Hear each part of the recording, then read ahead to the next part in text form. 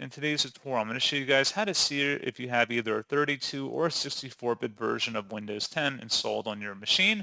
So most people likely have a 64-bit version of Windows 10, but there are still some that have 32-bit versions of Windows 10 installed.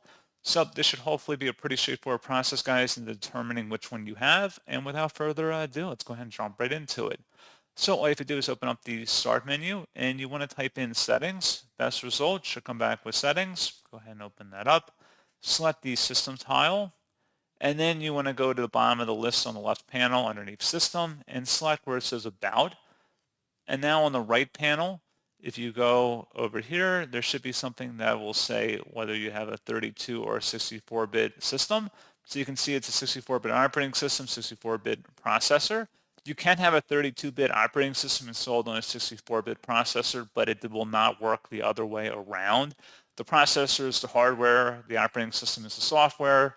If the hardware doesn't support the software, then it's not going to work, so just keep that in mind. So you can see 64-bit operating system is installed on a 64-bit processor. So pretty straightforward process on that, guys. And as always, thank you for watching. I do hope that was able to help you out, and I do look forward to catching you all in the next tutorial. Goodbye.